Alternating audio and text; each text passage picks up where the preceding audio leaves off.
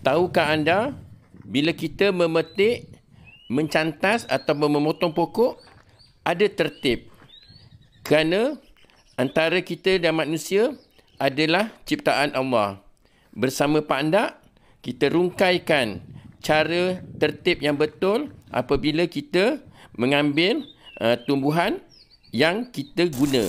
Hari ini Pak Andak petik serai wangi yang dah matang. Kalau kita perhatikan yang saya petik ni adalah serai wangi batang merah. Kat situ saya nak buat minyak urut yang saya gunakan di spa saya untuk kegunaan sendiri. Minyak serai wangi.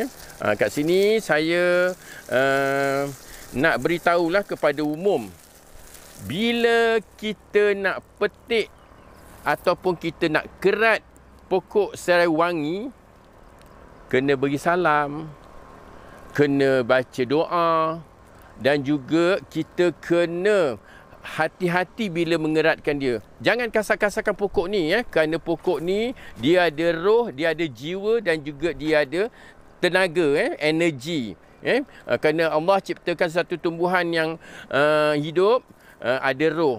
Tetapi jangan sebarangan. Di sebalik kita kasar-kasarkan pokok tu, ada cerita-cerita mistik, ada cita-cita misteri. Itulah dia serai wangi.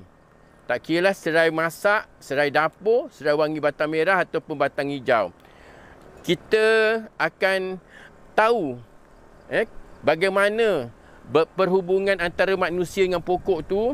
Bila kita nak gunakan, kita kena tertib, kita kena cermat, kita kena ikut peraturan tertentu di dalam proses alam.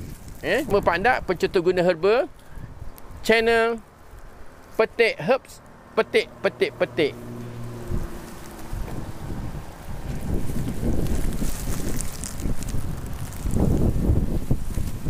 Apabila kita nak memetik pokok,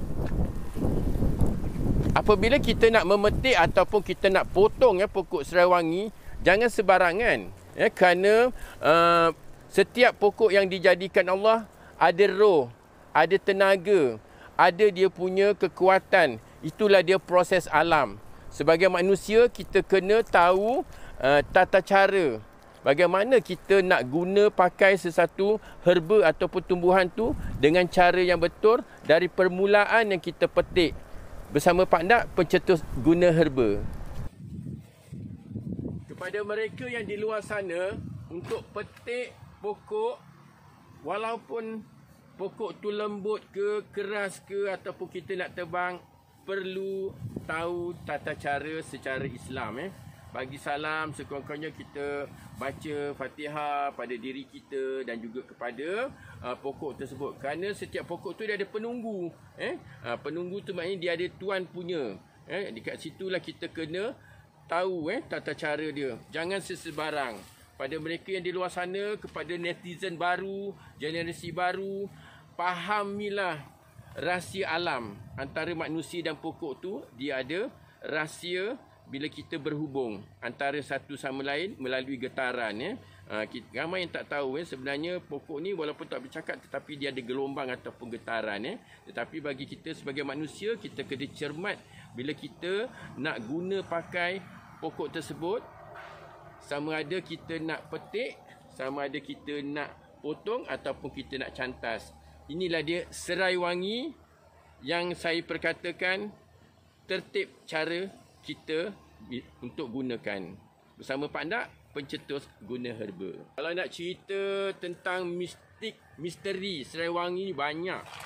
Memang saya jumpakan kawan lama, mereka yang pernah mengalami dengan pokok serai wangi ni memang banyak. Tapi apa yang saya nak ceritakan kat sini tentang tertib bila kita nak memotongnya.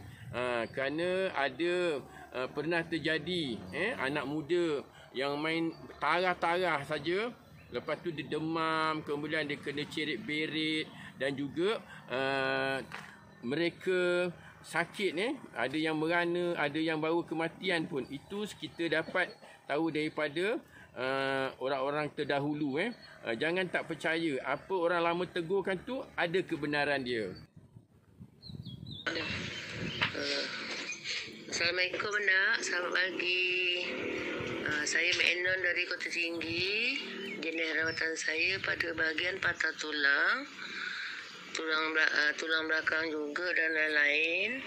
Berhubung dengan serai wangi, serai makan, pohon yang sama, cuma kegunaan berbeza. Serai wangi boleh serai wangi ini kalau untuk serai makan pada bunga, orang dulu bercerita boleh digunakan buat penyeri, buat pelaris, macam-macam lagi lah cerita. Orang dulu cerita domestik pun ada. Untuk yang memetik bunga serai tak boleh sesembarang juga, kena ada syarat-syarat tertentu katanya lah. Itulah dia sedikit penjelasan daripada sahabat Pandak daripada Kota Tinggi, Johor. Kita merungkai misteri alam, jangan kita tak percaya. Ada yang kata syirik kalau kita nak percaya, tetapi bila kita tengok secara betul, benda tu memang terjadi. Itu adalah kuasa Allah. Wallahu alam bisawab. Dia yang bercerita kalau pokok serai wangi itu berbunga, ada harta karun, ada buntat. Orang dulu panggil buntat, batu-batu yang di bawah akar pokok tu.